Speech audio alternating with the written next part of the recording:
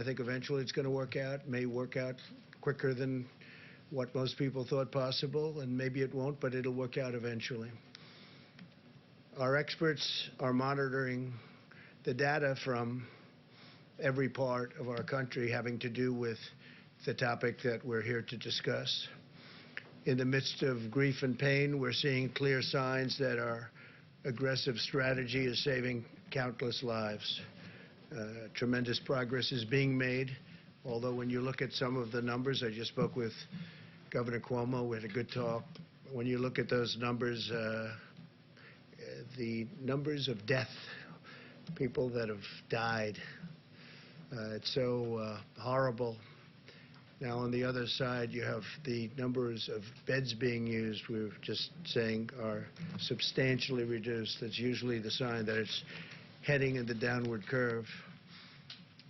So New York, we know where that is. But in the midst of all this grief and this pain, we're seeing these signs, and we're seeing them very strongly. And a lot of that has to do with the aggressive strategy in saving so many lives. We're saving so many lives compared to what it could have been. So nobody knows what the number is, but we had a number of 100,000 lives. As many as that is, it's impossible to even think of it. And that was the low end, with a tremendous amount of work and a tremendous amount of, you can call it many different things. Our people had to be extremely strong and brave to be able to put up with what they've put up with. But the minimum, if you did this, social distancing, and every other aspect, and I think I can say 90%, maybe even more than that, we're able to do it. The minimum number was 100,000 lives, and I think we'll be substantially under that number. Hard to believe that if you had 60,000, you can never be happy, but that's a lot fewer than we were originally told and thinking. So they said between 100 and 220,000 lives on the minimum side, and then up to 2.2 million lives if we didn't do anything. But it showed a just tremendous resolve by the people of this country. So we'll see what it ends up being, but it looks like we're headed to a number substantially below the 100,000. That would be the low mark. And I hope that bears out. The situation in Detroit and New Orleans appears to be stabilizing. Detroit is really started to go up, and now it is stabilizing. And New Orleans is a great place. I have so many friends there. They can't believe what's happening, but it's really stabilized. I spoke with the governor of Louisiana, and as you know, we're building them additional beds right now, the Army Corps of Engineers and FEMA. And that is going to be done, and I hope they're not going to be very well used, because I think they've really, I don't think they're going to need them, or certainly not very many of them. We built them a big hospital of 1,000 beds, and now we're in the midst of doing another 1,000. I don't think they're going to be using very many of them, and that's a good thing. There was a time 2 weeks ago when we said that's not going to be nearly enough, we're going to have to build more, but we wanted to wait to see, and I'm glad we waited.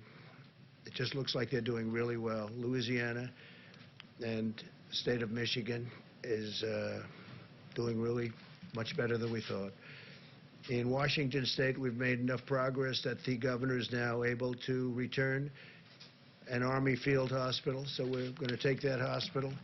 We don't think we need any more hospitals. We've built thousands of beds all over the country, and we think we're probably not going to need that hospital anywhere. If we do, we're ready to move it to a different location. In New York, we're seeing hospital admissions declining very substantially, as I said, and nationwide the number of new cases per day is flattening substantially, suggesting that we're near the peak, and our comprehensive strategy is working. Over time, our guidelines to slow the spread are decreasing the rate of new cases very substantially, and will result in fewer hospital admissions, and we're seeing that. It's incredible. I think with no exceptions, it's looking like it's lower. And again, that's because of the people doing what they had to do, great people, and working with elected representatives and the doctors, the nurses, and everybody. I mean, just everybody. So everybody has been so amazing. I was told this morning again, please mention all of those people working in the grocery stores, and it's true. The checkouts and the clerks and the people that are really, and a number of those people have become infected. So we want to thank them and a shout out to them. With the tireless devotion of American doctors and nurses and all of the medical people, we've kept our fatality rate very, very low compared to other countries. My administration's closely monitoring the data on the virus's impact on our cherished African-American communities because they've been hit hard. And the Surgeon General will be sharing more of that information right after we're finished here. He'll be coming up and saying exactly what's happening because it's really, it's very troublesome, I will tell you that. I'd also like to provide clarity on the important point for many Americans on elective surgeries. Well, we've asked hospitals to cancel surgeries and procedures that do not take place at this time, just not to do them now. The choice to delay any treatment still remains between the patient and their doctor.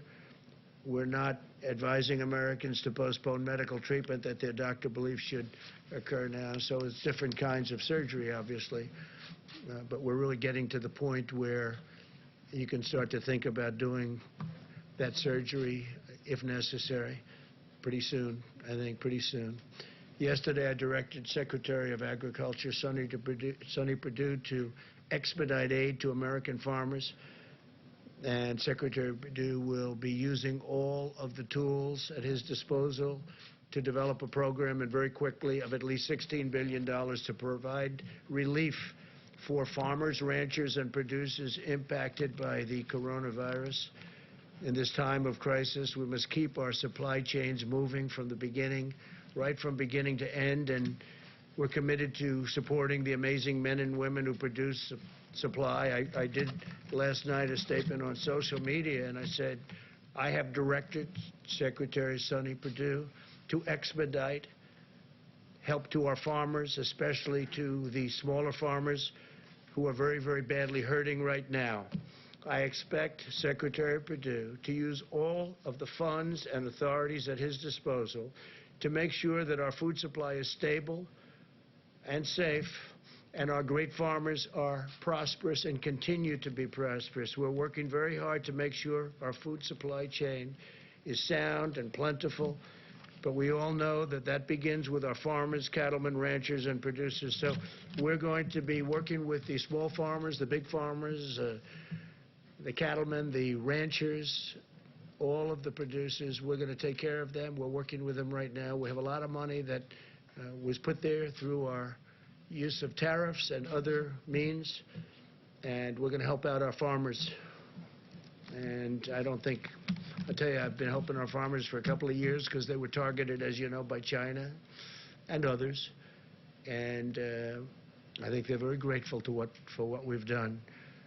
On the medical front, the FDA has issued 47 emergency use authorizations for advancements in testing, new ventilator designs, innovations in personal protective equipment, and experimental medicines, and Dr. Hahn's going to be talking about that. We've cut through the red tape to give doctors and patients unprecedented freedom to make their own health care decisions, granting access to potential therapies and drugs. Since Monday, we've deployed 2 major shipments of hydroxychloroquine from our national stockpile. It's going to various cities. And we are also disposing and getting, as quickly as we can, portions of it to the Department of Veterans Affairs and the Department of Defense. And speaking of the Department of Defense, they're going to be sending us 10 million N95 masks that they had. And we're in great shape in every way. We're in great shape with ventilators. We're in great shape with protective clothing. We have additional plane loads coming in, but we're not getting any calls from governors at this moment.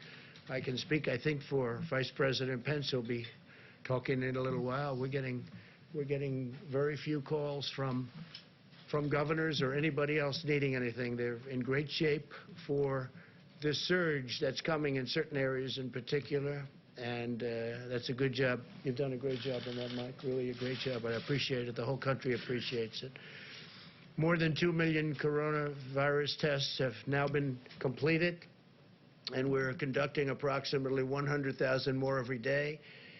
We're also working to bring blood-based serology tests to the market as quickly as possible so that Americans can determine whether or not they have already had the virus and potentially have immunity.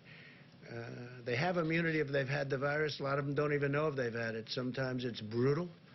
You see the Prime Minister, who seems to be doing well now, I hope. He had a rough go of it and still is, but he's doing better. And then some people don't even know they had it. It could be sniffles. It could be they don't feel perfect, but they've had it. They're the lucky ones. The NIH, CDC, and FDA are currently validating these antibody tests to ensure that they're accurate, and they're doing that at breakneck speed. I think we can say that, Doctor, and we're going to get them approved very quickly. Dr. Hahn. When validated, we're confident that the production will scale up to tens of millions of tests very quickly. We're leading the world now in testing by far, and we're going to keep it that way. Other countries are coming to us, and they're wanting to know about our tests, and can they buy the tests, and can they do whatever they have to do to get the tests, and we're going to make that very soon. We'll be in a position to make that possible because it's important for them to have it. And we're going to have an announcement on the World Health Organization sometime next week. As you know, we give them approximately $500 million a year, and we're going to be talking about that subject next week. We'll have a lot to say about it. We'll hold it.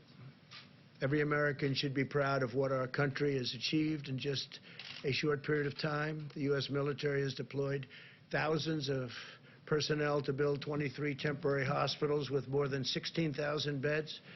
And we have the potential to build many more if we needed them. We're all ready to go, but I don't think we're going to need them, which is great news.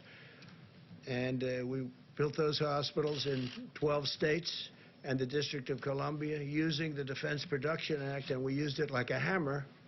A lot of the media said, oh, we weren't using it. We used it like a hammer to a point where all we had to do is say the words, and everybody gave us max, and they've done a good job. They really have done a good job, with few exceptions. And we've harnessed the full power of American industry to produce ventilators and other essential supplies. Right now, we're making thousands of ventilators, many of which we won't need, but we'll use them in our stockpile, and we'll build that up. We'll also help build up the stockpiles, which they should have had in the states. And so we're working with governors on that, and we'll also help other countries. There are countries that are calling us for help. They need ventilators, and they're in no position to build ventilators. We are. We have Ford and General Motors, and many companies are building ventilators. So we're going to be helping at a not too distant point. We're going to be helping quite a few of the countries. Now, we've launched Project Airbridge to deliver nearly 300 million pieces of personal protective equipment from and around the globe. We're also shipping out 60 sterilization systems to 10 different cities that can each sterilize up to 80,000 masks each day, and I'm even hearing it can go up to 120,000 masks a day, certain equipment with certain additions. It's a company in Ohio that makes it. It's a great company, great. I hear it's a great product, works very well. I asked that question. I said, how come we have to buy so many masks? Why can't we sterilize the masks that are being used? And the answer was you can. In this case, they say up to 20 times. So we can take a mask, certain types of masks, the N95s in particular, we can sterilize them, make them very clean up to 20 times. That's a great thing. In addition, we passed the largest emergency economic relief package in American history to save the U.S. economy and protect the American worker. As you know, this past week, which was 4 active days on the stock market, Good Friday today is not included. The markets are closed. In 4 days, we had the biggest market increase, stock market increase that we've had in 50 years. That tells you that there's a pent-up demand. That tells you they want to get back. There's something good going to happen. I really believe that. There's something very good going to happen. We have to get back. So think of it, in this horrible period, this horrible, dark period where this monster came and worked its horrible, horrible spell over the world. 184 countries as of this morning. 184 countries. We've done well, and I guess the market thinks we've done well, because we had the biggest stock market increase without one day, we're talking 4 days instead of 5, that we've had in 50 years. 50 years. Think of that. More than 50 years, actually. In short, the American people have launched the greatest mobilization of our society since World War II, deploying every scientific, governmental, medical, and military resource to defeat the virus. So I want to just start then with, we're going to answer questions later. We'll have time. I think we have a lot of time today. A lot of people are off, as they should be, Good Friday. So I'll stick around. We'll answer questions later. I want to start with Deborah Birx, please, Dr. Birx, and you can go over some of the numbers we just looked at, and that'd be great. Thank you very much, Deborah. Thank you, Mr. President, and thank you for outlining how well we are doing in a series of metro areas. What also has been encouraging for those of you who are watching epidemic curves every day, and I'm sure you are, and watching them in log phase, because that's how epidemiologists like to look at their curves, you can see for the first time that in the United States we're starting to level on the logarithmic phase like Italy did about a week ago. And so this gives us great heart that not only in specific places, but we're starting to see that change. Obviously, a lot of that is driven by the improvement in New York City. Remember, for a long time, they were over 50% of our cases and 50% of our new cases. That has dramatically changed because of the impact of what the citizens of New York and New Jersey and across Connecticut and now Rhode Island are doing to really change the course of this pandemic and really change the trajectory of new cases. We're seeing that what many states and metro areas were experienced as twofold and fourfold increases that went to twofold, that now those are going to 8 days between the doubling rates. Watching this every day gives us hope across these metro areas, from New York and New Jersey and all through Denver and, of course, through New Orleans. We still see cases occurring in the Boston area and in Chicago, but their rate of increase seems to be stabilizing. And we really want to call out the work of the mayors of Baltimore and the district and Philadelphia, who have really brought all of their health experts together, and working with their communities are starting to really change the curves in those areas. What we're seeing is we're united in social distancing, and that's been very encouraging to all of us, and it should be encouraging to the healthcare providers that are on the front line, many of which are serving our Americans with such dignity and respect and ensuring that everybody gets optimal care. And as the President noted, our mortality in the United States is significantly less than many of the other countries when you correct them for our population. And that is really solely the work of our frontline healthcare providers. And so working with, you can really, hopefully you get the theme today that we are incredibly proud of our public health leaders at the city level, at the state level, at the federal level, who are working together to really change the course of this pandemic, working with their citizens and their communities to make these changes. And the American public, who has really taken all of this to heart and stayed home. I know last week we really asked a lot of people in the Washington and Baltimore area to consolidate, not go out frequently to grocery stores or pharmacies. You can really see that that's having a huge impact. So it's really about the encouraging signs that we see, but as encouraging as they are, we have not reached the peak.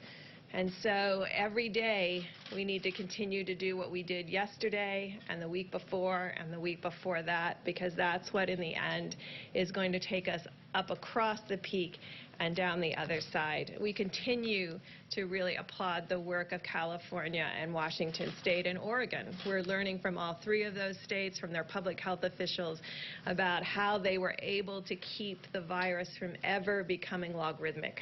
And I think that's an important lesson for all of us on how they did that, what the timing was, in case we ever have to face this issue in the future. Thank you, Mr. President. Thank you very much, Deborah. Tony? Malcolm, please. Thank you very much, Mr. President. So again, just keeping on the theme that Dr. Birx had mentioned, this is the end of the week, that famous week that we spoke about last weekend, in which what actually was predicted to happen happened. We're starting to see the leveling off and the coming down that Dr. Birx had mentioned. But it's important to remember that this is not the time to feel that since we have made such important advance in the sense of success of the mitigation, that we need to be pulling back at all. I was actually heartened by the fact that we've been talking about the New York, New Jersey, New Orleans, and other areas where they have really big spikes. But there's other parts of the country, in the middle parts of the country, where they're concerned to make sure they don't get those spikes. And I really want to salute the governors of states throughout the entire United States, but particularly in the central part of the country, because the governors obviously see us in these press conferences, and I've had calls over the last several days from several of the governors, you know, from Nebraska, Iowa, South Dakota, Utah. Just about an hour and a half ago, I spoke with the governors of Arkansas and Wyoming, who are really committed to make sure that they don't get into the situation where they're going to have spikes in their state. And they're doing the kinds of things that they don't get recognized because people don't talk about them much. But we have a big country. We have 50 states, and it's not only the big cities. So if we're going to pull out of this, we're going to pull out of it in the big cities, and we're going to pull out of it in those areas that aren't as densely populated. And I just want to give a shout out to them. They're doing an extraordinary job. I was really pleasant, I wouldn't say surprised, because I expect it of this country, but to hear what they're doing and the commitment that they're putting into making sure that we don't have the kinds of situations that we've experienced, unfortunately, in other areas. This is very important. I just want to close by one other thing, something I mentioned yesterday and the day before, that there are a lot of candidate interventions that are going into clinical trials. For those of you who are interested in it, I recommend you go to clinicaltrials.gov, and you'll see the design of a clinical trial, and you see that many of them are the randomized controlled trials that are the really gold standard of how you find out whether something really is safe and effective. And as the weeks and months, and it'll probably be months, sometime in the summer, we'll start to see which are working, which are not, and to focus on those that are we developing and will working. I'll be happy to answer questions later. Thank you.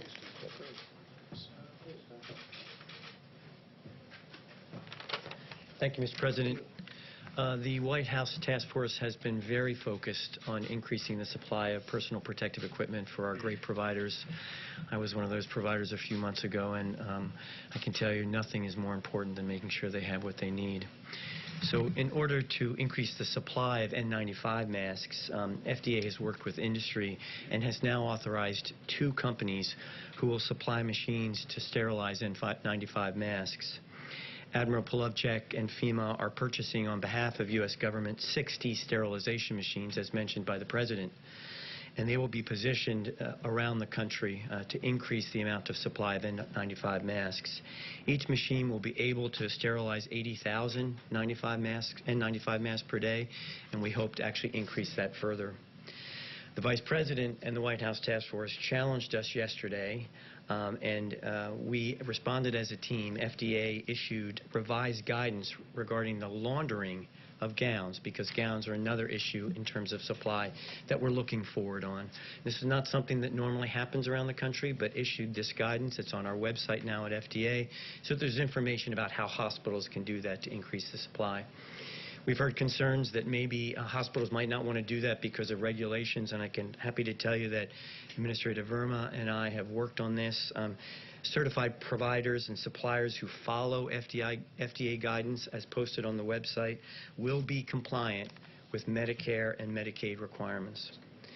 And then finally, last week, FDA provided guidance to manufacturers on manufacturing specifications for cloth gowns. This is another attempt to increase the number of gowns. Typically, it's plastic or other types of materials. And this guidance, if followed, can be used by manufacturers to actually make these gowns, and no further regulatory red tape will be necessary. They can go into circulation. Thank you. Thank you very much. Thank you, Mr. President. Good afternoon, everyone. I started off the week talking about the challenges that lie ahead, and I want to finish the week just by reiterating what you've heard. Mitigation works. It definitively and quantitatively is working, and I want to say thank you to America for your efforts to help flatten the curve and to save lives. But at the President's direction, yesterday I met with 2,000 Hispanic leaders from their communities, and today the Vice President led a phone call that I was on with hundreds of African American leaders, including the Reverend Jesse Jackson, including Derek Johnson of the NAACP, including the National Medical Association and the Black Nurses Association, to talk about some of the alarming trends we're observing regarding the impact of COVID-19 on communities of color.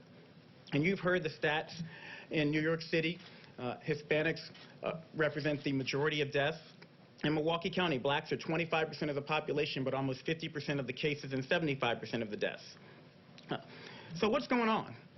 Well, it's alarming, but it's not surprising that people of color have a greater burden of chronic health conditions. African Americans and Native Americans develop high blood pressure at much younger ages. It's less likely to be under control and does greater harm to their organs. Puerto Ricans have higher rates of asthma, and black boys are 3 times as likely to die of asthma as their white counterparts. As a matter of fact, I've been carrying around an inhaler in my pocket for 40 years out of fear of having a fatal asthma attack. And I hope that showing you this inhaler shows little kids with asthma all across the country that they can grow up to be Surgeon General one day. But I more immediately share it so that everyone knows it doesn't matter if you look fit. If you look young, you are still at risk for getting and spreading and dying from coronavirus. The chronic burden of medical ills is likely to make people of color, especially, less resilient to the ravages of COVID-19, and is possibly, in fact likely, that the burden of social ills is also contributing. Social distancing and teleworking, we know, are critical, and you've heard Dr. Birx and Dr. Fauci talk about how they prevent the spread of coronavirus, yet only 1 in 5 African Americans and 1 in 6 Hispanics has a job that lets them work from home. People of color are more likely to live in densely packed areas and in multi-generational housing situations, which create higher risk for spread of a highly contagious disease like COVID-19. We tell people to wash their hands, but a study showed 30% of the homes on Navajo Nation don't have running water. So how are they going to do that? In summary, people of color experience both more likely exposure to COVID-19 and increased complications from it. But let me be crystal clear. We do not think people of color are biologically or genetically predisposed to get COVID-19. There is nothing inherently wrong with you, but they are socially predisposed to coronavirus exposure and to have a higher incidence of the very diseases that put you at risk for severe complications of coronavirus. But as the Vice President shared on the call this morning, this history, and I want you to hear me say this, it does not have to be our nation's future. We're taking steps now in the midst of the COVID-19 pandemic to reach, protect, and strengthen all communities impacted by this disease, and especially our communities of color. More details will be forthcoming, but we are actively working, as the Vice President and the CDC Director laid out today, data collection, targeted outreach to communities of color, and increasing financial, employment, education, housing, social, and health supports so that everybody has an equal chance to be healthy. And I want to close by saying that while your state and local health departments and those of us in public service are working day and night to help stop the spread of COVID-19 and to protect you regardless of your color, your creed, or your geography, I need you to know you are not helpless. And it's even more important that in communities of color, we adhere to the task force guidelines to slow the spread. Stay at home if possible.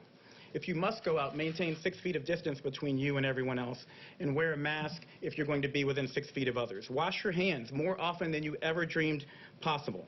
Avoid alcohol, tobacco, and drugs. And call your friends and family. Check in on your mother. She wants to hear from you right now. And speaking of mothers, we need you to do this, if not for yourself, then for your abuela. Do it for your granddaddy. Do it for your big mama. do it for your pop-pop. We need you to understand, especially in communities of color, we need you to step up and help stop the spread so that we can protect those who are most vulnerable. This epidemic is a tragedy, but it will be all the more tragic if we fail to recognize and address the disproportionate impact of COVID-19 and an array of other diseases and risk factors on communities of color.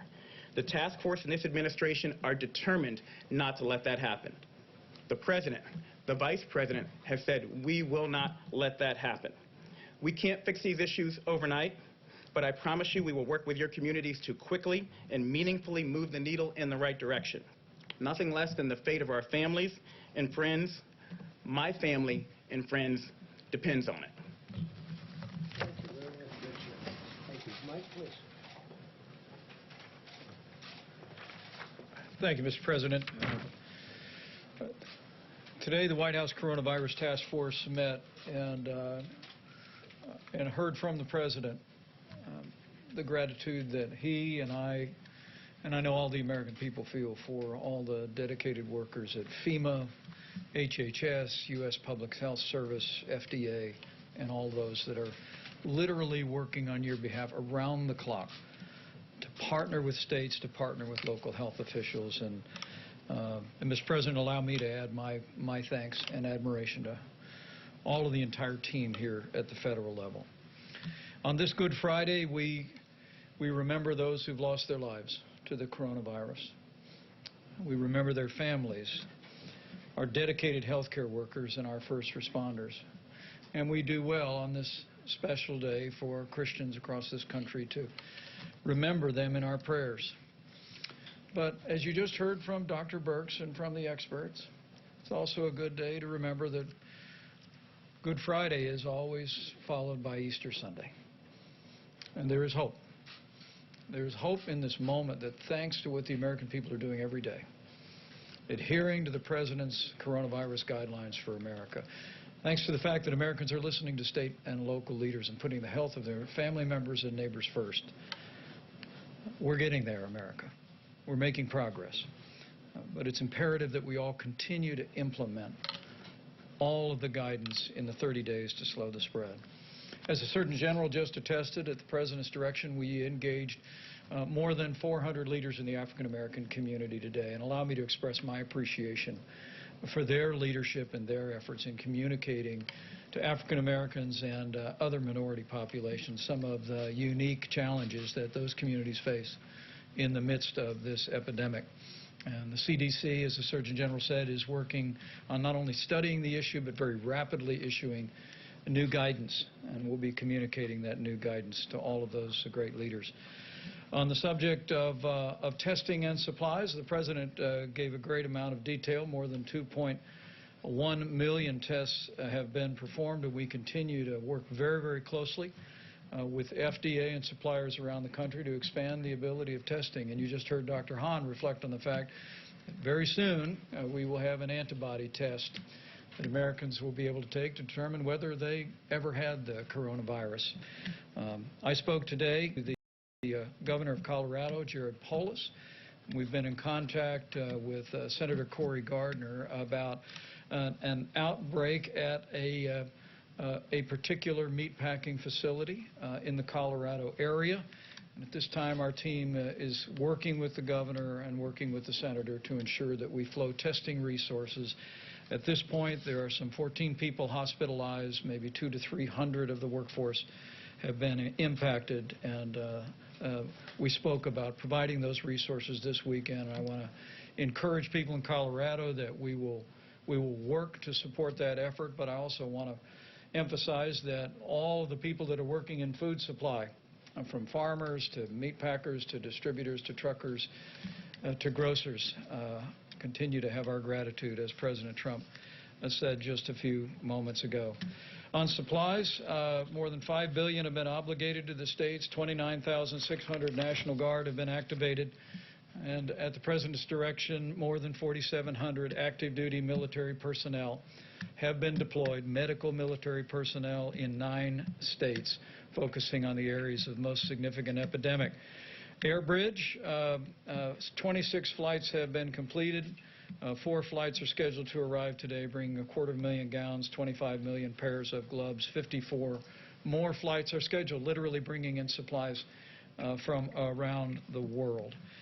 Finally, let me say, as we go into this very special weekend, into Easter services, I know I speak on behalf of the President when I say how grateful we are to all of the churches that have been there, and their ministries have been working under great difficulty to continue to provide for the needs of your members. There have been food drives, there have been phone calls, and ministry has continued, and we are grateful for the role on this Holy Week that our churches, our synagogues, and all of our houses of worship have played. On their behalf, allow me to remind you that even if you're not in the pew this Easter Sunday, if you are able, it's still a good idea to give, because those ministries continue to go forward, and we encourage you. We encourage you to continue to support them. We also want to say very respectfully to all the church communities around this country and all the places of worship to continue to heed the guidelines issued in the President's coronavirus guidelines for America. We know it's difficult in this time of year, particularly, Mr. President, to avoid gatherings of more than 10, but we're grateful that so many churches, synagogues, and places of worship have done just that, and we urge you to continue to do it. And to my Christian brothers and sisters across the country, let me encourage you with the words. We should all remember that Jesus said, wherever 2 or more are gathered, there he is also. And so you can worship, you can celebrate Easter, and know that you'll be blessed in so doing, and you'll be serving the nation. Thank you, Mr. President. Great job. Thank you. Okay, it's Good Friday. Let's be nice. Okay, let's be real nice. Yeah, please, go ahead. Thanks, Mr. President. Can you clarify a little bit what the U.S. offered to Mexico in order to agree to that oil deal? And then also go into detail about what you spoke about on oil with President Putin this morning. So all of the OPEC nations met, and others, and they're all agreeing to cut back because there's a tremendous glut. We're filling up our strategic reserves. We don't even have room to store it. In fact, they're using ships to store oil. There's never been anything like this. It was being overproduced to start off with, and then you had the virus, and that took off 40% right there. So there's a glut of oil like nobody's ever seen before. It's good in many ways, and depending on where you are, who you are, it's bad. We have a tremendous energy business with hundreds of thousands of jobs. We're doing great. #1 in the world. So they all got together, and they said, we're going to cut it because we have to get rid of this tremendous supply. Now, the good news is gasoline prices, I'm seeing 90 cents, 85 cents in different parts of the country a gallon. Nobody's ever seen that. I guess you have to go back to the 1950s where they had the big, large dollar bills. Remember? You don't remember. You're too young. But the fact that you have to go back a long ways to see it. So there's some good. The airlines are trying to come back. Having low fuel costs is good for them, and other reasons. Steel manufacturing, but a lot of the steel goes to building what we do for the oil and engineering firms. So, that's a double-edged sword. But we want to keep our energy. We want to remain independent. We will remain independent, I think, regardless. But we want to get rid of this tremendous overflow. There's no place to even store it. So the OPEC nations met. They've been meeting, and I've hated OPEC over the years, absolutely hated them. But obviously, it broke down. And we potentially have years' worth of supply, a long time before it ever can catch up, even if they do reduce it. And they agreed, but Mexico didn't agree. It was one of the few countries that didn't agree. This is OPEC Plus. These are OPEC Plus countries outside, you understand? Yes. And Mexico didn't agree. And I understand the president very well. He has a level when he came in, and he wanted to keep it at that level. Oil is important for Mexico. The problem is, and I explained it very strongly, you're going to be selling it for $5 or $10 a barrel, so in the end it's bad. But he did have some political difficulty with it, frankly, and I understand that too. And it's a small amount for us. It's a large amount for Mexico, but it's a very small amount for the United States, being the biggest producer. So I agreed to pick up some of the slack. So he was going to reduce it by 100,000 barrels, reduce his output by 100,000 barrels. and I was going to pick up the slack, and they would make it up to us at a later date. They would make up what we're doing at a later date. It could be in a different form. And I don't know whether or not that's going to be, for Mexico it was acceptable. I don't know whether or not that's going to be acceptable to the other oil-producing nations. We'll find out.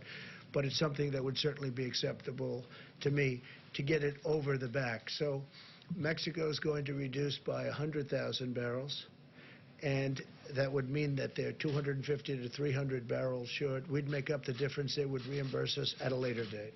Okay? You mean make up the difference by cutting U.S. production? By cutting some U.S. production. Now, the U.S. production's already been cut because we're a market-driven economy, and oil is very market-driven. They've been cutting oil all over the place. We're cutting it back.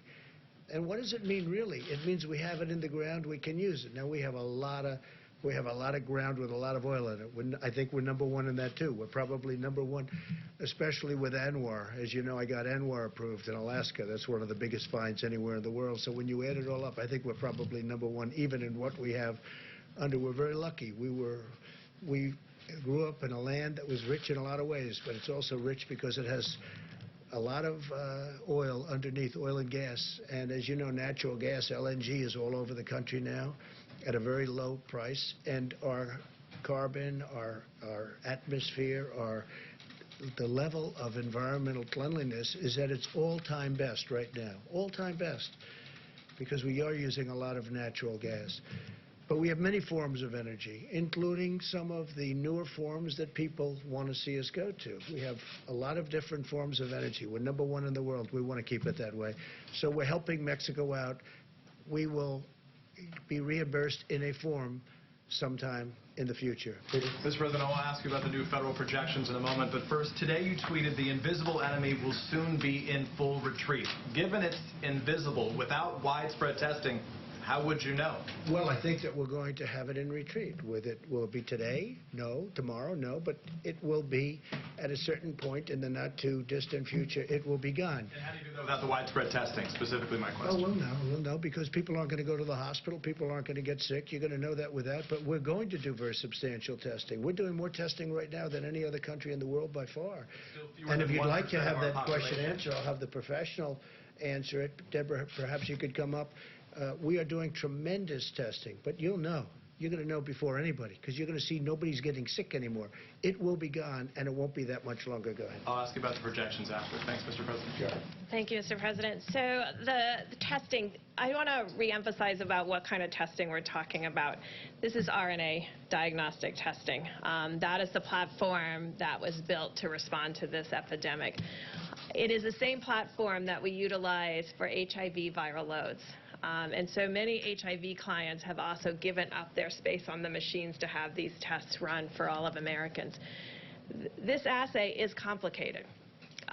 It's not like an assay that you have for your other diseases, your strep test or other diseases like that. This is a very complicated assay that requires a lot of technical oversight, and it's part of the reason why not all 100% our machines are running at full capacity, but we had great discussion with the lab directors about that.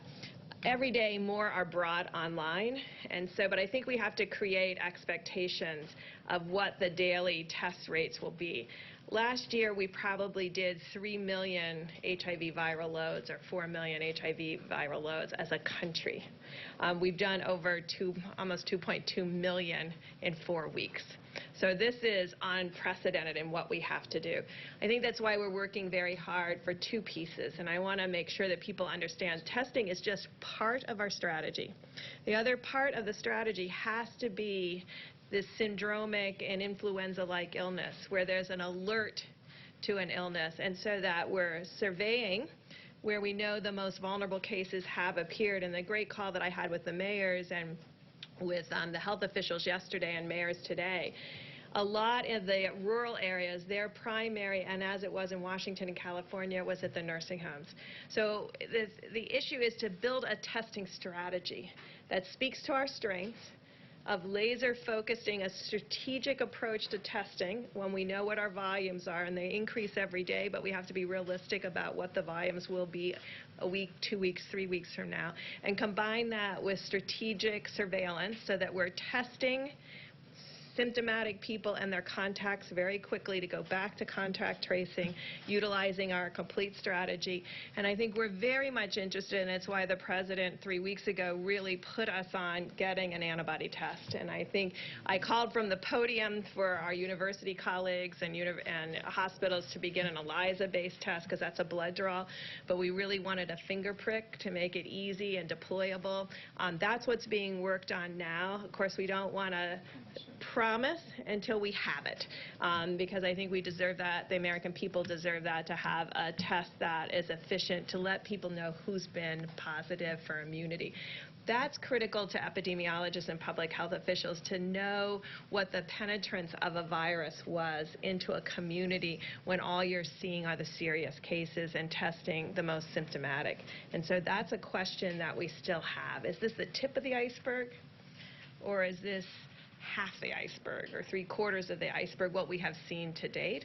And we have, I just want to complete the thought by saying, in the areas where we had an outbreak, these large metros, Louisiana, Denver, Detroit, Chicago, New York, New Jersey, but per capita, we've done more tests than any other place in the world. That was intentional. We focused the test where the need was the greatest and the burden of disease the greatest. And now we're trying to really see how strategically that very valuable resource can be utilized around the countries to create a mosaic of testing combined with surveillance. Can I ask you about the new federal projections? There's new reporting today that new federal projections suggest lifting... I'd like to ask you, if I can, about the new federal projections that suggest lifting the 30-day shelter-in-place orders would lead to a spike in infections. Have you seen those new projections from your Department of Homeland Security and HHS? I have not. When did they say this would take place? When? They said that it would take place if the 30-day shelter-in-place were to be removed. There are 3 different examples. We'll talk about that. Doctor, would you like to talk about that? it? In fact, you're thinking, though, that those... We haven't seen it. No, I haven't. They haven't seen it. I guess you're saying, I guess they leaked it to NBC. Huh? They didn't leak it to us. It's being reported by Nobody's others. seen it, and they're the ones that do it. It's your administration, so I asked. It's from the HHS and DOJ. Yeah. But I'll circle back. We'll find out about it. They don't know about it. So in You want terms to say something, Senator? First of all, Peter, I haven't seen that, so I can't quote on that. But yeah, that's okay. I still haven't seen it. I've been in here all day. I'm just saying, I'm just telling you what I know. So what I think that they're talking about is that whenever you pull back, you would expect that you might start seeing cases. And what we've been talking about, what Dr. Birx has just mentioned, is that when you see that, that's where you want your resources to be able to very efficiently, in real time, identify, isolate, and contact trace. So don't let anyone get any false ideas that when we decide at a proper time when we're going to be relaxing some of the restrictions, there's no doubt you're going to see cases. I would be so surprised if we did not see cases. The question is how you respond to them. I think that's what they were referring to. I guess the question, Mr. President, should Americans have to decide between staying healthy and going back to work? Look, I think we're going to do both. We're going to go back to work, and we're going to stay healthy. And staying healthy is also a proportion. If you look at what we're doing, we're looking at a date. We hope we're going to be able to fulfill a certain date. But we're not doing anything until we know that this country is going to be healthy. We don't want to go back and start doing it over again, even though it would be in a smaller scale. Yeah, Jeff, go ahead. Thank you, sir. Just a follow-up on the oil question. The President of Mexico said that you had agreed that the U.S. would cut production by 250,000 barrels per day. Is that what you agreed to? Yes, we would, which we've already done, by the way. But we would agree to a reduction cut. They would agree to do something to compensate us in the future. Okay. Do you make any assurances to Saudi Arabia that you, the United States, would not bail out oil drillers here? We didn't discuss that with Saudi Arabia. We just discussed the numbers, and we discussed who's opposed and who's not. And pretty much everybody is in favor of it because they're getting clobbered. They're all getting clobbered. All of those countries are having problems. If you look at Saudi Arabia, that's their source of income, primary source of income by far. So they want to do it. Russia wants to do it. The OPEC nations want to do it. They all want to do it. So we'll see what happens. There's a difference between wanting to do it and doing it. Yeah, go ahead. OAN in the back. Thank you, Mr. President. This is a national security question back to Venezuela and China. Venezuela, go ahead. Your administration has placed a $15 million bounty on Venezuela's Nicolas Maduro. And we have news this morning that President Xi is talking with Nicolas Maduro, expressing his financial support for Maduro. So 2 questions. 1, have you discussed with Dr. Xi, or President Xi, the U.S. policy on Maduro? And 2, how does this affect U.S. policy with regards to its war on anti-. We will not be happy if that takes place. I have not spoken to President Xi of China about Venezuela, about that aspect of Venezuela. But if that took place, we will not be happy. Okay? I will not be happy. Are you concerned that he's opening up another I'm concerned financial about avenue? everything. I'm concerned about everything. That's why I don't sleep a lot. I get myself concerned about everything. But I would not be happy about that. Go ahead. Mr. President, getting back to Peter's question, a variation of that question, your doctors who are gathered here seem to be in doubt as to whether or not the country can reopen on May the 1st. If they come to you before May the 1st and say the country is not ready, or huge parts of the country are not ready to reopen on May the 1st, will you listen to them? I listen to them about everything. I think they're actually surprised. I have great respect for these people, all of them. And others that are working with us. I have great respect for this group. In fact, I told Tony Fauci, I said, why don't you move to New York, run against AOC, you will win easily. But he decided that he's not going to do that. Okay. I kid, by the way. You know that. Some of your allies have been bashing these doctors. Would you tell them to cut it out? I can only say this. I have tremendous respect for these people. And we've done very well. And when you look at us compared to others, we're a big nation. When you look at us compared to others, when you see how we've taken testing from a broken system that I inherited to having the best tests that anyone's made anywhere in the world, and other countries are calling us, wanting to use our technology, I have great respect for these people. I'm never saying bad about these people. If they come back to you, sir, and say, before May the 1st, we can't open on May the 1st, do you listen? I will certainly listen. I will certainly listen. You take that advice. There are 2 sides. Remember, I understand the other side of the argument very well, because I look at both sides of an argument. I will listen to them very carefully, though. Please, go ahead. Thank you, Mr. President. You may have seen this, but J.P. Morgan came out with a forecast about GDP growth in the second quarter. They're saying a 40% decline in the second quarter of this year. Do your economic advisors share that view? I think my economic advisors are interested in the third quarter and really the fourth quarter.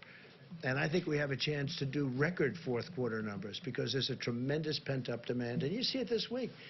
I mean, what reason would there be other than faith in us and in this country, faith in this group, and me, and our vice president, and everybody, governors perhaps, you can add them into it also.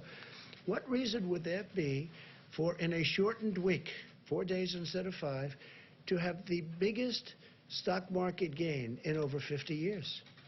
So I think that, to me, there's a sign. Hey, look, with all we've been down, I mean, we've never been hit. I don't know, has this country ever been hit like this? Probably not. 1917, but that was different, and it was a different time, and frankly, Europe took the brunt of it. We didn't, but it was a terrible time also, but probably never been hit like this, right?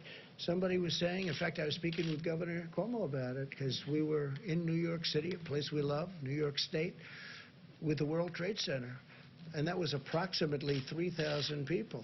Well, we've doubled that. In this same area, we've doubled that, more than double it, substantially more, and it's obviously going. We had our highest number yesterday and the day before. Okay, with all of this news, what would lead you to believe that we're going to have the best stock market week, shortened week, in 50 years? Almost broke the all-time record. You know what that is? That's a pent-up demand. Now, that's my opinion. The other thing is we're doing tremendous stimulus plans, and despite what you're reading, there's back and forth, but we are getting along with the Democrats. They want to see something happen. We have to help our workers. We have to help our small businesses. We have to help our restaurants. I think deductibility will be great for entertainment, restaurants, all of that. Look, I think with the stimulus, with the people, with what we've got going, with all of the things, we're going to be meeting with the airlines over the weekend. We have a great plan for the airlines. We've got to keep the airlines going. It's never been a great business, but it's a very vital business for the country. We're going to be meeting with Boeing. We're going to be meeting with a lot of companies that are great companies and were great companies a short while ago. I mean, we can't let anything happen to Boeing. It's, got so much potential. You talk about potential. Can anything have more potential than that? So we have a lot of very exciting things taking place. We have tremendous plans. We have tremendous stimulus. And I think we have a chance to do really well. So this quarter isn't the quarter I'm looking at. Third quarter, we start to think about it. And I think fourth quarter is going to be at a level that maybe we haven't seen before. I think our country, with the stimulus, with all that we've been through, we've learned a lot. Don't forget, we've learned about pandemics and epidemics. We've learned a tremendous amount. And with all that we've learned, as an example, we're making ventilators. We have thousands of them being delivered in the very near future. We have countries calling us, can we have ventilators? That would have been an unthinkable call. I wouldn't know what to say. They have people dying, but we needed them for ourselves. We have plenty before the surge. In New York, they need far fewer hospital rooms, or far fewer hospital beds in particular, than we thought. And I have to say, Dr. Birx told me that 4 weeks ago, 6 weeks ago. Remember, you said, that number's too high. We don't need that many. And based on what she said and others, we did what we had to do. We actually gave the maximum. We built Javits. We sent the ship in. We then made the ship COVID because, you know, there weren't a lot of people on the roads. You didn't have the accidents that we thought, other unrelated accidents. Nobody driving. You know, normally you have a lot of car accidents. You have a lot of motorcycle accidents. You have people going to the hospital. We didn't have that. We had almost none of it. So a lot of things have happened. I think we have a chance to be stronger than before. I really do. I think the stimulus is very important, what we're doing. I think it's very, very important. Please, go ahead. Mr. President, I'm asking about credit and debt as well. Yeah. Many American individuals, families have had to tap their credit cards during this period of time, and businesses have had to draw down their credit lines. Are you concerned, Mr. President, that that may hobble the U.S. economy? All of that debt, number one. And number two, would you suggest to credit card companies to reduce their fees during this time? Well, it's something that we've already suggested. We're talking to them. Business interruption insurance. I'd like to see these insurance companies. You know, you have people that have paid. When I was in private, I had business interruption. When my business was interrupted through a hurricane or whatever it may be, I'd have business where I had it. I didn't always have it. Sometimes I had it. Sometimes I have a lot of different companies. But if I had it, I'd expect to be paid. You have people, I speak mostly to the restaurateurs, where they have a restaurant. They've been paying for 25, 30, 35 years. Business interruption. They've never needed it. All of a sudden, they need it. And I'm very good at reading language. I did very well in these subjects, okay? And I don't see the word pandemic mentioned. Now, in some cases, it is. It's an exclusion. But in a lot of cases, I don't see it. I don't see reference, and they don't want to pay up. I would like to see the insurance companies pay if they need to pay, if it's fair. And they know what's fair, and I know what's fair. I can tell you very quickly. But business interruption insurance, that's getting a lot of money to a lot of people. And they've been paying for years. You know, sometimes they just started paying. But you have people that have never asked for business interruption insurance, and they've been paying a lot of money for a lot of years for the privilege of having it. And then when they finally need it, the insurance company says, we're not going to give it. We can't let that happen. Please, go ahead. Thank you, Mr. President. On March 6th, you said anyone who wants a test can get a test. Now you're saying that you would be open to reopening the government without having a national testing system. How do you square those two statements, given that there's still issues with testing going forward? And how can you tell people that they're not going to have their lives put at risk? Yeah, I got it. There's not a lot, and it's a good question. There's not a lot of issues with testing. Certain sections of if we go to Iowa, we go to Nebraska, and interestingly, Idaho is very interesting because they had a few breakouts, small breakouts, but they're very, very capable states, and they're big distances, a lot of land, a lot of opening. You don't need testing there. You know, where you have a state with a small number of cases, some states with almost none. West Virginia hung in for a long time, as you know, with none for a long time. So when you have that, you don't need testing. You don't have to test every person in the state of Iowa, as an example. You don't have to test every single person to say, let's open up and let's get the tractors moving, and let's get the corn, and let's open up all of the different things they do in that great state. You don't need that. And with that being said, if there's a little hot corner someplace, we'll be testing. But I think Deborah speaks to this very well. The same thing in New York. That's what we talked to Governor Cuomo about this morning. We have the Abbott test, which is very quick and very easy, goes very fast. Then we have a lesser test that we talked about, where we can talk about a larger area. But you're going to know. So we're going to do testing, but you don't need to test 325 to 350 million people because, number one, it's unnecessary. Vast numbers, vast areas of our country don't need this. I think you agree with me on that. You just don't need it. Now, we have certain hot spots. So Louisiana's a hot spot, New York's a hot spot, Detroit's a hot spot. And then you have certain areas in certain hot spots that you have to even go more so. And we're doing all of that. Remember this, we've done more testing than any country in the world. And we have the best test. And we developed this over a very short period of time. Please. Can I ask you also about the African-American disparities? Yes, I have a question for you and a question for the Surgeon General. Sure. For you, Mr. President, we know that these health disparities have existed for a long time among African-Americans, Latinos, and other people of color. Why did the administration possibly have a plan directed at those communities to prevent high death rates, knowing that the health disparities were there? Well, we do have a plan, and one of the things I'm most proud about is what I've been able to do for the African-American community. The lowest job numbers in the history of our country. This was for the virus. yeah, just before the virus came. Well, I'm just saying, because, you know, this has been here for 3 weeks, right? So just before, African-American community had the lowest unemployment, the best employment numbers. More African-American people and communities have been thriving. If you look at our opportunity zones and what we did, Tim Scott, who's fantastic, a fantastic senator, came to me, opportunity zones, more jobs for African-Americans than ever before, better health care than they've ever had before. All of these things.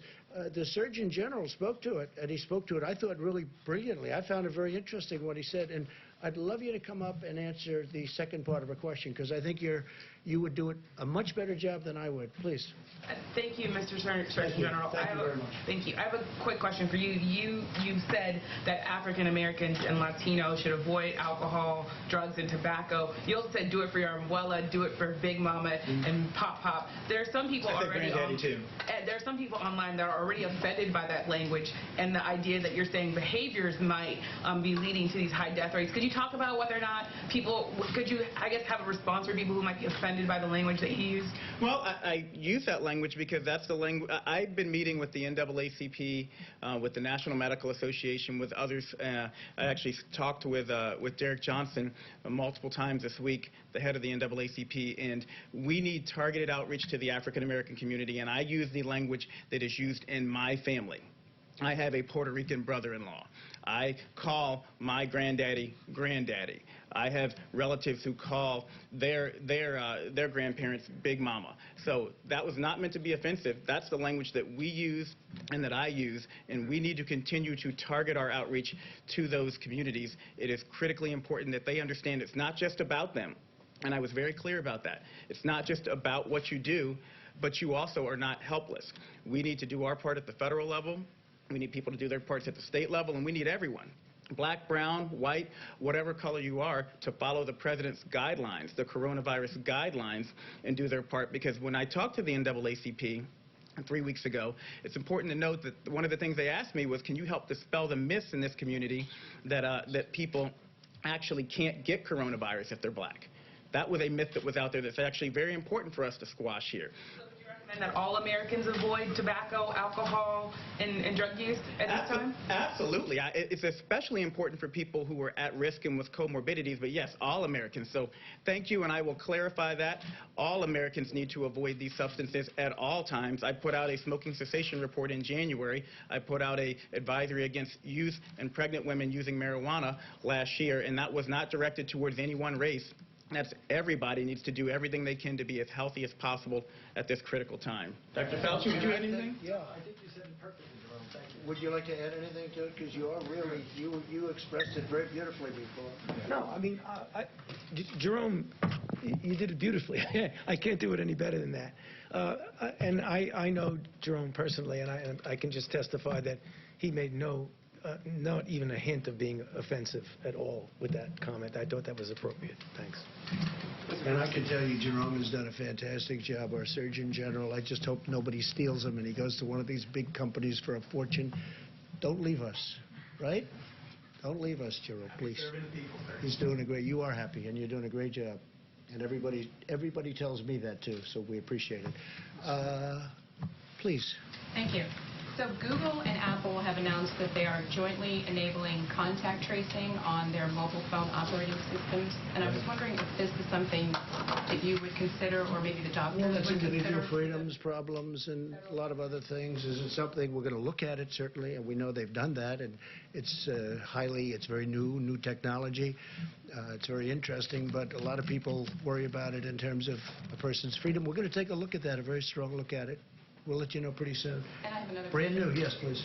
So can you explain why it is appropriate in the middle of a pandemic to be talking about cutting or eliminating funding for the World Health Organization? Well, we're going to talk about the WHO next week in great detail. I didn't want to do it today, Good Friday. I didn't want to do it before Easter. I also didn't want to do it before we have all the facts. But over the years, many years, we've been paying them from $300 to $500 and even more $1 million a year. China's been paying them less than 40 over the years. So we're paying them more than 10 times more than China. And they are very, very China-centric, as I said during the week, China-centric. China always seems to get the better of the argument, and I don't like that. I really don't like that. I don't think that's appropriate. I don't think it's fair to the American people. And, you know, I tell that to President Xi. I tell that to Dr. Tedros. I spoke to him one time. I think he's a very nice man. I liked him. But we're going to be talking about that next week in great detail. We're looking at it very, very closely. We want to make sure money's properly spent. But again, why is the United States paying $500 million a year? It's a lot. And why is, okay, that's a lot. And why is China paying this year, $42 million, but generally under 40, so it's in the 30s. So we're at 500, 452, 400, 401, different amounts, different years. And they're at 40, 38, 36, 35, 32, 31.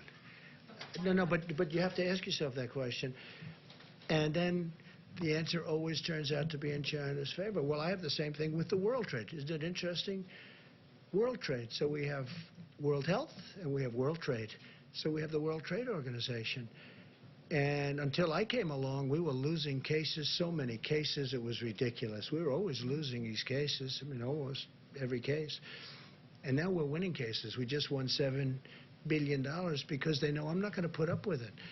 China has been unbelievably taken advantage of us and other countries. You know, for instance, they're considered a developing nation. I said, well, then make us a developing nation, too. They get big advantages because they're a developing nation. India, a developing nation. The United States is the big developed nation. Well, we have plenty of development to do, okay? And now we're winning cases because they know that if we're not treated fairly, I'm going to pull out. Now, you never heard this before because nobody ever talked about the World Trade Organization, but the World Trade Organization has treated us very unfairly.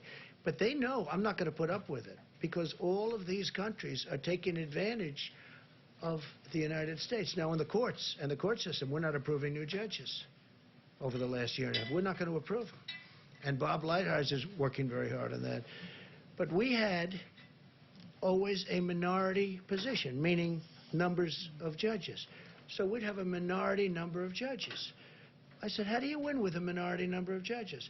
But all of a sudden we're winning. And the reason we're winning is they know if they don't treat us properly, and we won $7 billion just this very recently, and the money is pouring in.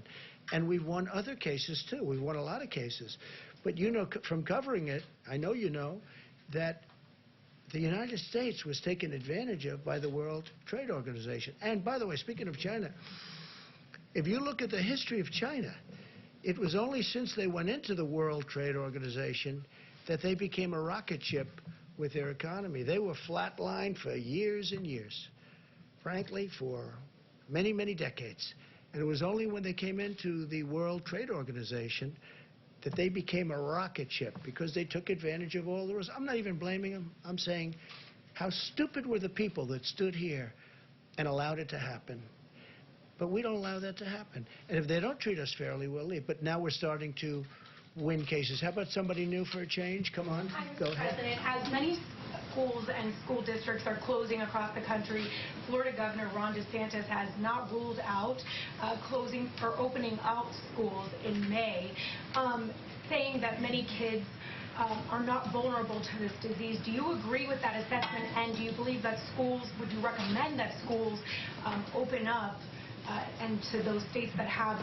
Well, I have a lot of confidence in Ron DeSantis, a lot of faith in Ron DeSantis to make the right decision. He's doing a great job as governor.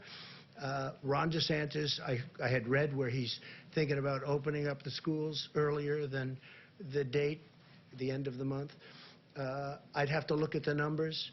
But again, you know, I like to allow governors to make decisions without overruling them, because from a constitutional standpoint, that's the way it should be done. If I disagreed, I would overrule a governor, and I have that right to do it. But I'd rather have them, you can call it federalist, you can call it the Constitution, but I call it the Constitution. I would rather have them make their decisions. But he's made a lot of good decisions. And he hasn't said he's going to, but he's thinking about it. So I'll take a look at it. If I can ask a follow-up to one of the doctors, if you allow children back in the schools, you know, wouldn't that pose a threat to spreading the virus even further to some of those vulnerable... Well, I think the answer is obvious, but if you want either, would you want to just talk about that, maybe? Tony? Kicks me up here, right? I know. I think we know the answer to that. Yeah, I mean, from pure public health issues is that if you have a situation in which you don't have a real good control over an outbreak and you allow children to gather together, they likely will get infected. And if they get infected, the likelihood that they will bring the infection home. So that really is a risk. I don't know the situation at all in any detail, and I'm not specifically speaking about Florida. I'm just speaking generically about what happens when you have infections in the community and you have a congregation of people, such as in classrooms, that's a risk. Has anyone under 25 died, Dr. Fauci, in the country? Yes. The governor yes. said that no one under 25 has died. I guess you could clarify that people under 25 can die as a result of this. Maybe in Florida they have. Yeah, I'm not sure. Again, in the country. Okay.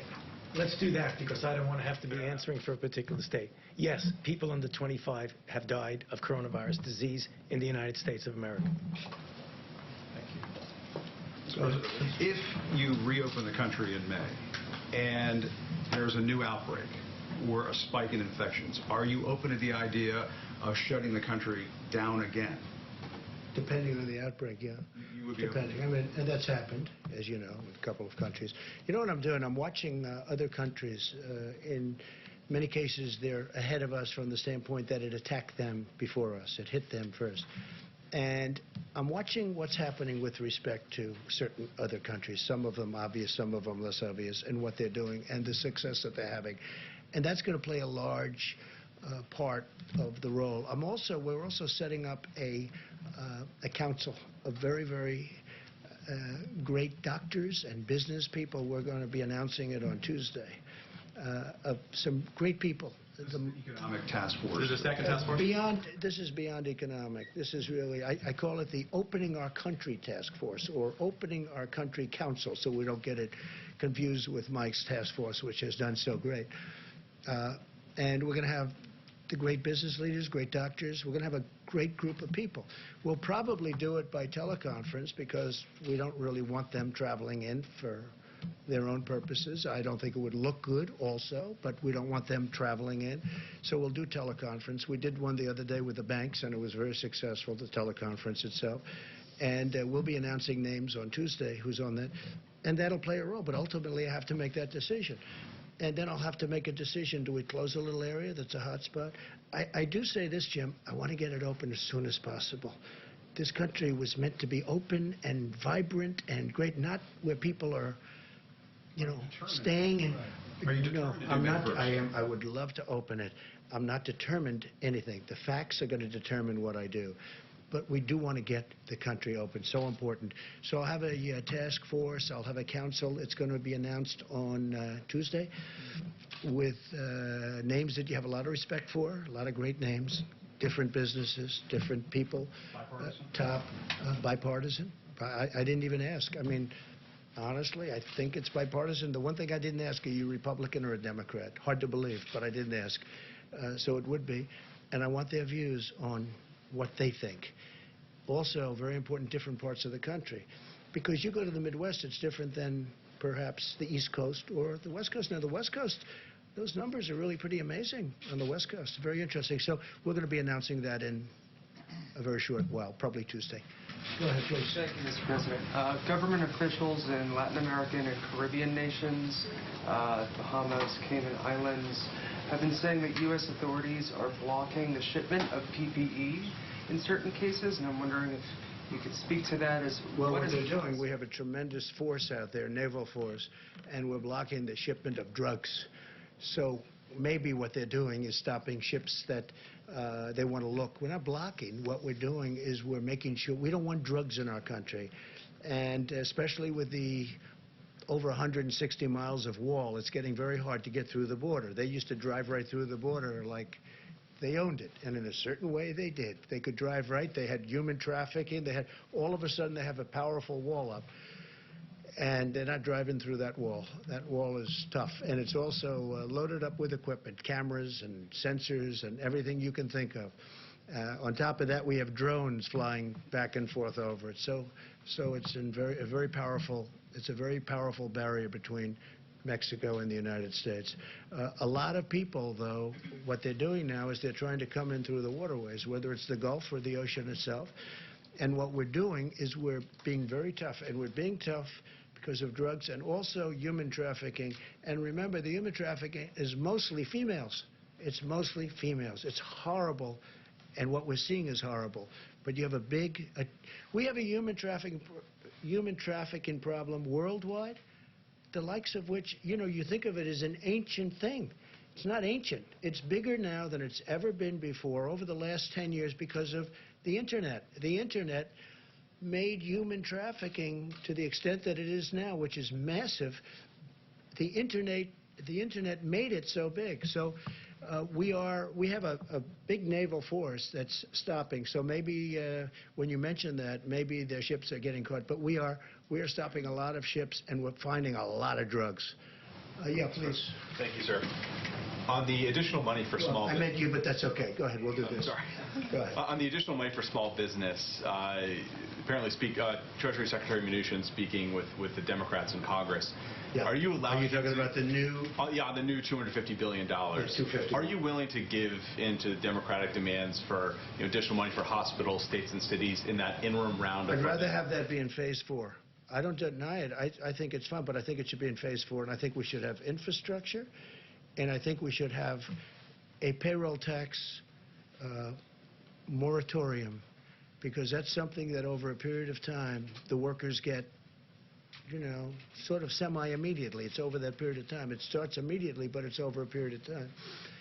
I mean, there are a lot of people, I'm one of them, that would have liked to have seen the payroll tax cut as a permanent cut. But we should do the double-edged, meaning business, employee, payroll tax cut. So we're talking about that. And I'm certainly okay with helping the states and helping the hospitals. I just think, because, look, the hospitals need help. You see what they've gone through. And the states need help. Some states in particular need help. They need big help. I'm willing to look at that very strongly, but I like looking at it in Phase 4. The 251 is actually... the plan is working out well. The banks are getting started with the distribution. They've taken thousands and thousands of applications. The numbers aren't even believable, the number of applications. They're swamped, but Bank of America and Wells Fargo, and I guess Citibank is just now kicking in. And also what nobody's talking about, the commercial banks, the community banks. Everyone's talking commercial banks. The community banks are doing tremendous volumes. And they're probably doing them faster from what I understand. I hear the community banks, frankly, are the easiest ones in terms of getting the money out. So the money is getting out. The applications are far beyond what we ever anticipated. And that's why we're going, because this is money that goes essentially to the workers. We want the businesses to hold on to their workers, because once they lose the workers, they're never opening again. It's not going to happen. Okay, in the back. Gordon Newell from Wall Street Journal. I wonder if you could expand a little bit on your, like the form that Mexico would take, the reimbursements, like what form would that take? You essentially add it to the tab for the wall that you mentioned. And I have a second question, if I may. Well, there's no real cost, because we're agreeing to produce a little bit less. So number one, it's staying in the ground. You have it for another day. It's actually cheaper than storing it, where you take it out and you deliver it to a massive well, like the strategic reserves, our national strategic reserves, where it has to be brought there. And that's, you know, an expensive process in itself. But oil is getting to a point where, I mean, there are some areas, some people would say the water is more valuable than the oil. You never thought you were going to see that. You never thought, having covered, I know you cover it, you never thought you'd be seeing oil at $20 a barrel, but how about $10 a barrel? That you never thought you'd see. So we are looking at it very strongly. There is no real cost. I was helping I want to help Mexico out. We have a great relationship with Mexico, great relationship with the president. I really like him a lot. He's been terrific to us on the border because he stopped. You don't see the caravans coming up anymore. You don't see all the problems. When I took office, it was unbelievable what was going on. And they have been helping us a lot, and we've been helping them a lot. You know, they make product for us, they sell it to us, and it's fine. It's a good relationship. And sometimes it's a great relationship. So he could not have done any more than that. And I think there was political reasons for that for him, that other nations don't have. They don't have that. You know, the nations that we're talking about, the 22 other nations that we're talking about, they just don't have that problem. So it doesn't cost us anything, and yet it's very valuable. We will be reimbursed in the future, maybe in the near future, maybe in the more distant future, but we'll be reimbursed by Mexico in a certain way, and it'll be fine.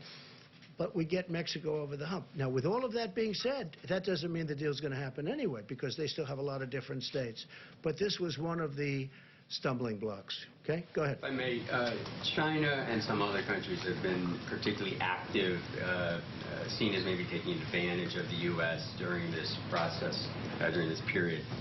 China particularly active in the South China Sea. You've got a carrier down, obviously. What's your message to some of these adversaries and competitors? Well, look, the way I view it is this. China has taken advantage of the United States for 30 years, okay? I mentioned the World Trade Organization. China has taken advantage of us through that and using rules that are unfair to the United States, and they should have never been allowed. This should have never been allowed to happen. When China joined and was allowed to join under those circumstances, the World Trade Organization, that was a very bad day for the United States, because they had rules and regulations that were far different and far easier than our rules and regulations. Plus, they took advantage of them down to the last, and you know China and you study China, and you know what I mean. They took advantage of them like very few people would even think to take advantage of them. And again, they are considered, right, a developing nation. We are not considered a developing nation. They're given advantages. Okay. For many years, China has ripped off the United States. And then I came along. And right now, as you know, China's paying 25%, and we've taken in billions and billions and billions of dollars in tariffs from China. And I know a lot of the people kept saying, oh, no, we're paying. Well, we're not paying. You know, countries are different. Not every country is China. But China would devalue their currency, and they'd also pour out money. And they essentially were paying most of those tariffs, not us. And as you know, we've taken in tens of billions of dollars. They targeted our farmers. But we took in so much money that I was able to give back. One year it was $12 billion, one year it was $16 billion. I was able to give back our farmers the money that they were targeted, hurt. China bought $12 billion and bought $16 billion. 1 year 12, 1 year 16. I was able to give them back the 12 and then give them back the 16, the farmers. And they weren't targeted, and they're all in business. Now we're doing it because they got targeted in a different way. Now I'm going to be very interested to see. So we signed a deal with China, and under that deal, they're supposed to buy substantially in excess of $200 billion from us. That's not only farm product, it's manufacturing product, it's lots of different things. They're going to buy a lot. I just want to see if they live up to that deal. I know President Xi. I would say he would live up to the deal. But remember this, I never took off the tariff. It's still 25%. That's a big 25% of $250 billion. So for the first time, and you saw also, now again, I'm going before the virus hit, because that's sort of like, let's start all over again. Okay? I can't tell you that yet, because that chapter hasn't been written yet. But go up a few weeks ago, the deficit with the United States and China was coming way down. Nobody's seen that. Nobody's ever seen that before. But the deficit has come way down. So now we start a new chapter. And I can only tell you, if a smart person is standing where I'm standing, we're going to do very well with China. Okay? And I think I have to also say this. I think our relationship and having the relationship I have with China is a good thing. But for the first time, we're benefiting instead of being the sucker that could, that got taken advantage for years. Nobody. I said to China, how did this ever happen? I got to know him very well. I said to him, representatives of China at the top level, you know who I'm talking about. I say, how did this ever happen? They looked at me and they said, but nobody ever called us. We didn't have a deal. It's not like we had a bad deal. We had worse. We didn't have any deal at all. So they just took advantage. Think of it, $500 billion a year deficit. Not 500 million's a lot of money, right? It's not, everyone thinks I made a mistake when I say 500 trillion. No, you mean 500 million. No, I said $500 billion a year deficit with China for a long time. But it was 200, it was 300, it was 400, it was 500, 556 billion, 507. $500 billion plus a year deficit with China. Now I'm charging them tariffs. And it's very interesting. A lot of people that don't want to do that, they all agreed, because China has taken advantage of this country like nobody has ever taken. We have built China with the money we gave them. Now, I give them a lot of credit, okay? I give them a lot of credit. They did it. But you know what? We made it a hell of a lot easier. We gave them a fortune. Go ahead. How about you in the back? Yes. Thank you, Mr. President. I'm Deborah Saunders with the Las Vegas Review-Journal, and I'm here today as the print reporter, the print puller. So I'd like to ask you a question and then ask a question from one of the reporters who couldn't be here because of social distancing. Go ahead. Thank you. A little louder, please. Thank you. I was wondering if you have been tested for antibodies. If you've taken the antibodies. Have I been tested for? Yes. Not that I know of. I've had some tests. Does anybody else have They tell me no. I'll Has accept. anybody else in the task force been tested for antibodies? We don't have a test. You don't have the test. That'll come out. They've just developed those tests. Sort of new. Okay, good to know. So this question is from Andrew Feinberg with Newsweek. A significant amount of federal aid was made available to Boeing in the recently signed CARES Act relief package. But according to sources, Boeing executives are still planning a round of layoffs. So should Boeing or any company that accepts federal aid to stay in business during this pandemic be penalized for laying off workers after doing so? Yeah. Well, the aid hasn't been given yet, but they will be asking, in my opinion. They haven't even asked yet. Boeing has not asked for aid yet, but I think they probably will. Now, at the same time, they do have to run a company. This isn't a great time to sell airplanes. Let's not kid ourselves, okay? If you're a business person, Boeing makes airplanes. They had a big problem with one, but they make the greatest airplanes. They make the best airplanes in the world. They had the problem with one. They got it too complex. It becomes so complex, you have to be #1 in your class at MIT to be able to fly it. It's a mistake. Every 2 years, they want to make it more and more. I mean, they had great success with the 737, the Boeing 737. Then all of a sudden, they do the MAX, and they say, let's make it more complicated. Let's put on different engines. Let's do this. Let's do that. It was not exactly a good decision. Bad decision. Very bad, horrible decision. #1, human lives, and #2, horribles what's happened to the company. Here's a company, from a business standpoint, was like probably the greatest company in the world, in my opinion. I think it amounts to 1% of GDP. Some people say it's a half. I think it's 1. but here's one of the greatest companies anywhere in the world, maybe the greatest. And boom. Now, on top of what happened there with the 2 planes, and they say they have that fixed. That's good. They say they have it fixed undisputably. In fact, somebody said, they gave me something. I said, you should say it that way. They said, sir, this is now the safest airplane in the air. I said, that's what you should say. That's a very good statement. It's the safest airplane in the air. That's a very good statement. You should use it. I said, by the way, you're changing the name? But whether you do or not, you should use that. But he said that. A Boeing person said to me, it's the safest airplane in the air. That's a great thing. But we know they're going to need help. Now, does that mean they're going to need help and they should keep people that they absolutely don't need? That business is a very cyclical business, like many businesses, frankly. So that determination hasn't made. They have not spoken to us yet. I think they will be. Maybe they won't need help. That'll be great. Look, Boeing made so much money. Who would have thought they could have made all of those planes that are parked all over the place? In many cases, I guess payments not made. But who would have thought they could do that and they're still a solvent company? Okay? I mean, what a tragic thing happened in numerous ways, but also economically. So when they see us, making sure that Boeing is strong again is very, very powerful and very important, and we'll do whatever is necessary to do. Please. Yeah, thank you. I have a quick one and then a longer one. First of all, have you had a chance... Should we keep this going, everybody? Huh? You're the president. Jim wants to leave. No.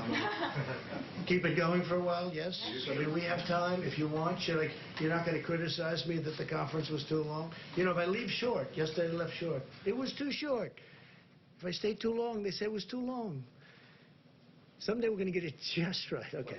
Should we continue? Should we continue? Yes? Well, at least answer my questions. Yeah. Okay, let's at least be your question. Have you had a chance to speak to... Not a bad boy. Have you had a chance yet to speak to Boris Johnson since he came out? I have not. No, I have a call just to wish him well to his group. No, I don't want to be calling him now. I want him to get better. He's a great guy. He's become a friend of mine, a real friend of mine. You know, he has a great feeling for our country. Obviously, for his country, he loves it. He's a tremendous guy. And a slightly more complicated He's point. become, I think he's probably right now, he was very high to start. I think he might be 100% popularity right now. I think he's, you know, when they talk about approval polls, right? You ever hear that term? I'm sure you never heard that. I hear it all the time. His approval rating must be about 300%. But he's a great guy. He was a great guy before, and I think people see what he's been through. What he's been through is incredible. And they say a big turn. So let's see what happens. Let's hope. If I may, where do you see the use of something like immunity certificates or documents or passports when we get to immunity certificates? Once we get to antibody testing, whether this will be a useful way. Well, I see a lot of different things. We're going to be very careful for who comes into the country. Look, my opposition party wants to have open borders. This is a case where I'm very glad that my position is I don't want open borders. I want very strong borders. That includes not only on the southern border, our southern border with Mexico, and you could also say our northern border with Canada.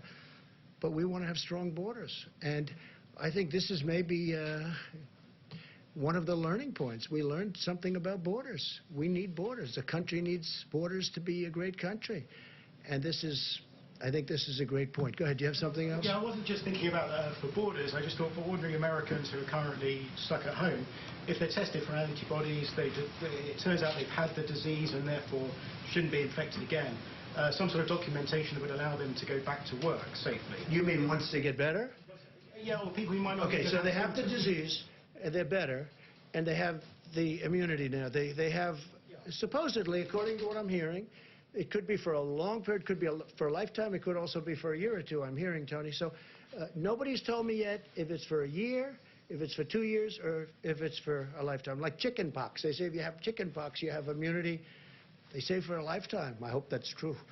But nobody's actually told me with certainty, maybe because they don't know yet. You don't know yet. Because it's new. You know, this came upon us. Nobody knew. They do know you have it for a period of time. And it's strong for a period of time. They don't know. That's hence the antibodies that we're making.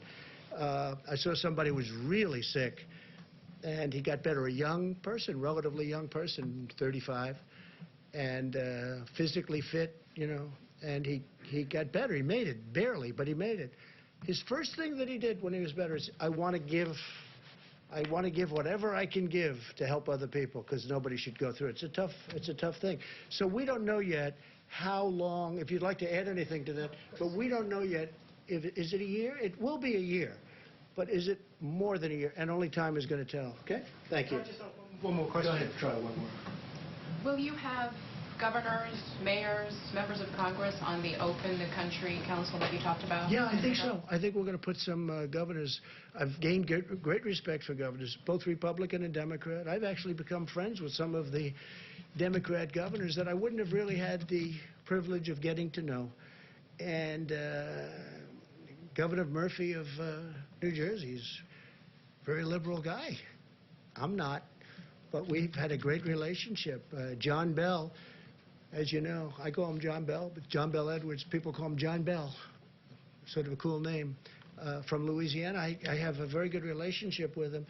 Gavin Newsom, honestly, I think we fight on every. Hey, we're fighting right now. I want automobiles to be made cheaper and safer and stronger, but you save $3,000–4,000 per automobile, and environmentally equal, or better maybe.